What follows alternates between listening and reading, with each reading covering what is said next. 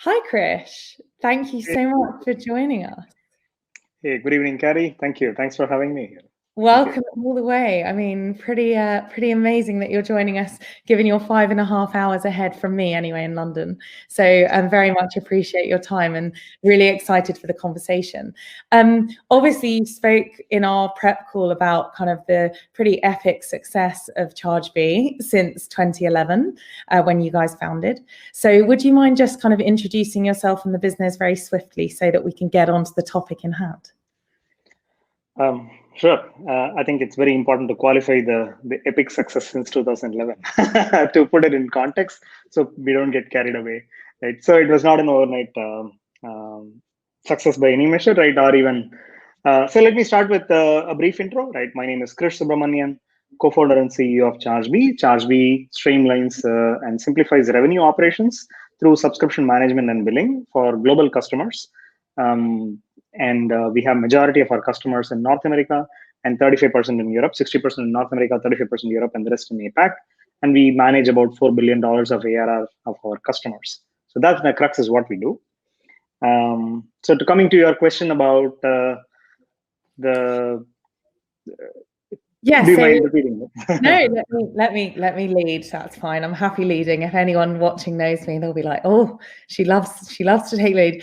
So no, really interested to have this conversation because we work with a lot of companies who are kind of scaling and have done really well, and they're obviously looking at that next summit, if you like, and kind of questioning: is it international? Is it new markets? And obviously, the topic that we're going to talk about is around new markets. But there's obviously also other considerations around use cases and product and the tech being developed and flipped in different ways. And yeah, I kind of run a firm where that's kind of what we do. So that's why I'm fascinated by chatting with Krish. He probably could tell that in the prep.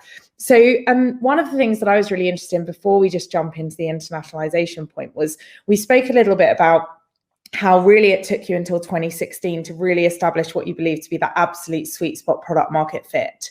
And obviously you were serving customers from India and Chennai, where your guys are still based. So just wanted to understand, what is it as a dynamic of product market fit that you need in place as that ultimate foundation before you take that internationalization leap? So yeah, a bit of that would be great to start. Excellent. I think to put it in context, we bootstrapped the company through the first 2 years, and it took us a year and a half to launch the product, and then it took us close to 12 to 14 quarters to get to the first million. And then from the first million to the 10 million, we went there in 9 quarters after that. Right. So there was a lot of back and forth and the iterations that happened in those first 12 quarters to make sure that we were able to continue scaling from that point onwards. In building the business. And I think that's what you're referring to as the 2016 as a crux. I think from a product market fit standpoint, I think the context is our model is inbound. We are built from Chennai with a bigger base in India. And then most of the team was here till we got to the $10 million stage, right? Except VP of Sales, Jermaine, who was there in US. By typical definition, inbound means the customers discover you, and then they understand the value prop through a demonstration or a product-led growth model where they try the product, and then they buy the product repeatedly and scalably, right? And that is what we are looking for in the product market fit stage. But having said this, right, even when more customers are buying repeatably, more people are discovering again and again, I think the key is not all customers are equal at this stage. Especially the $1 million stage, when the definition of who's your ideal customer and ideal customer segment is not defined, it's not that great. It's not all customers are equal. So it's very important to know the context of market, which is very nascent, and also which of your customers are the best customers, and you want more of them. So if there are 100 or 200 customers, and if there are, let's say you have 200 customers and 100 are your best customers, and you would want your next 1,000 customers to look like that 100, not all your 200. So it becomes very, very important to know if you can repeatably find that 100 customers who are your best customers repeatably and scalably, to know if you have product market fit and not just some revenue, but a very high quality revenue is what I would define as the foundation for a good product market fit. And that is what we were searching for through the early days. Yeah. And So then when we kind of spoke, it sounds like this 100% inbound model. You're serving customers in the US, you're serving customers globally, but obviously Chennai based. So that leap that you kind of took to say, actually, we're at this kind of pivotal tipping point, I guess would be the best phrase, at which you think we want to move into a market. We're going to actually move into a region. We're going to make that kind of big leap. What went through your guys' minds as both founders, but also what are you looking back, think about that?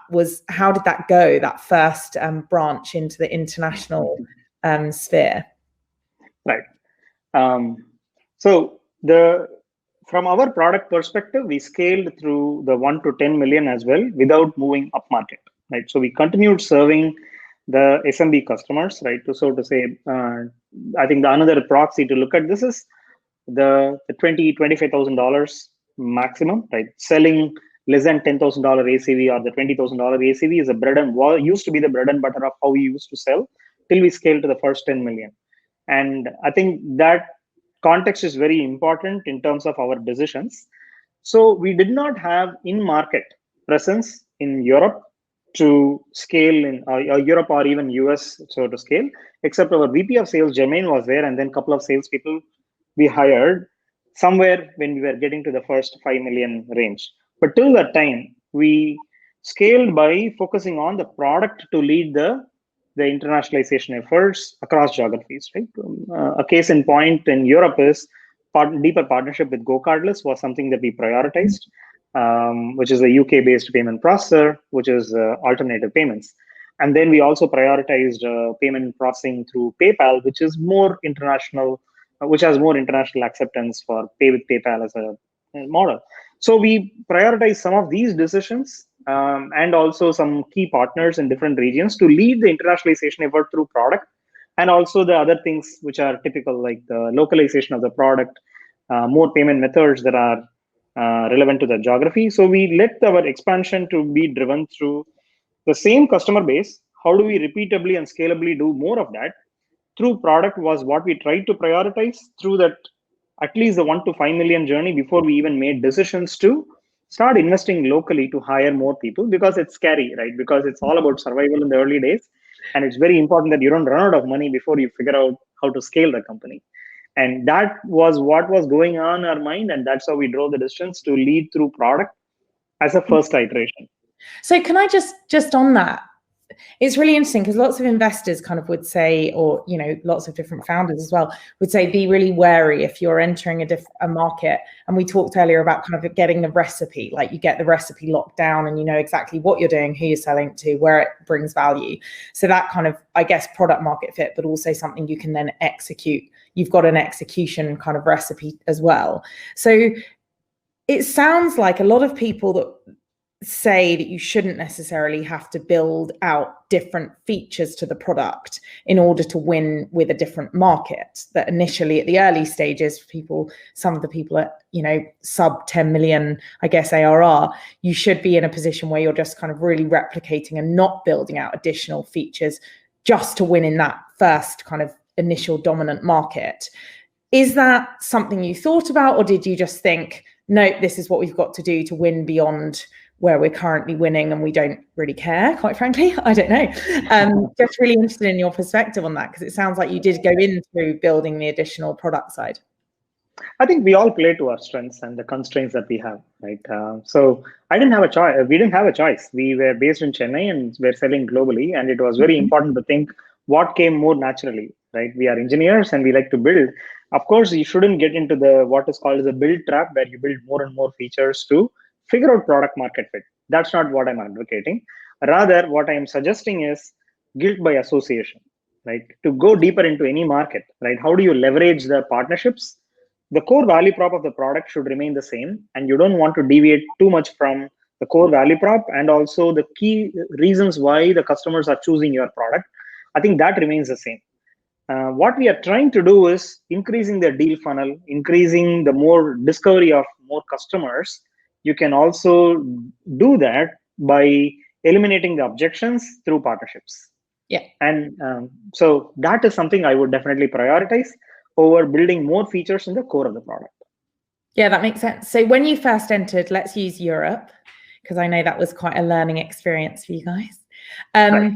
How did that go? What were the assumptions you made about the market that you kind of wish you hadn't? What if I'm kind of watching and listening, and I am definitely kind of taking on board everything you're saying, so please educate me wisely. What is it that we should all take from your experience of that first entry into Europe? Sure. So by the time we had expanded in Europe, two things happened. One, we had a reasonable sized team in US. So we had some learnings in terms of how the international work happened right across different time zones. So we were reasonably familiar. And the second thing that was also happening was from a context of the selling proposition, we were from the $20,000 to selling $50,000 deals. The $50,000 deals were happening occasionally. And now we were moving into a territory where we wanted to figure out more of that, right? How to repeatably scale more of the $50,000 to $100,000 deals, which was happening in North America. How do we replicate that in Europe is what we were trying to figure out. Now, this is the upmarket playbook that people talk about, right? Anytime you actually say, okay, I'm selling a $20,000, $10,000, $20,000 ACVs to now moving into $50,000, $100,000 ACVs, how do I do that? Was what was happening to put it in context.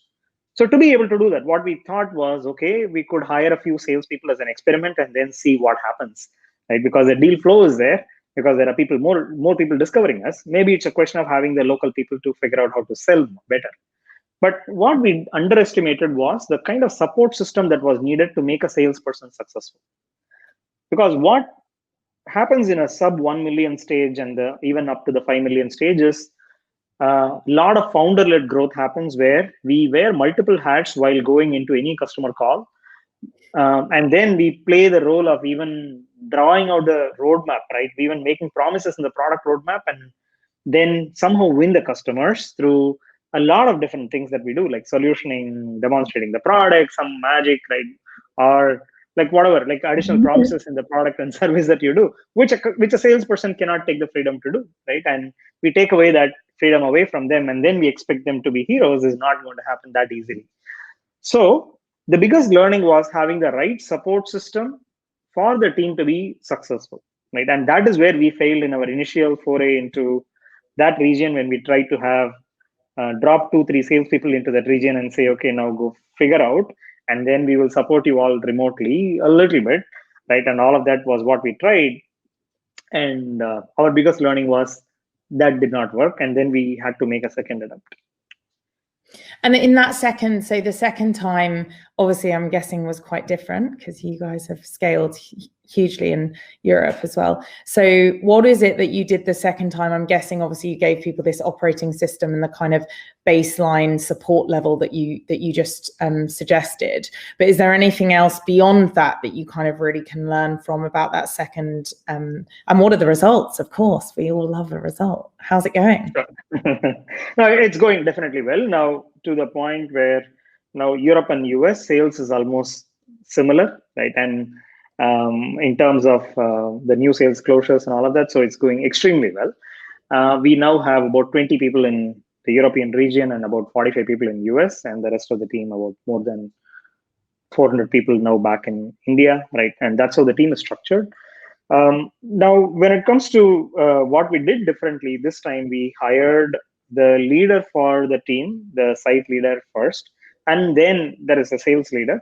And we also hired salespeople and also the support functions around this person to make sure that there were people who are available in that time zone to do pre-sales solutioning, customer success, even technical account managers and customer support, all of that as a support function to enable. And more importantly, also invested in making sure the sales enablement function was set up to mature and support this global team.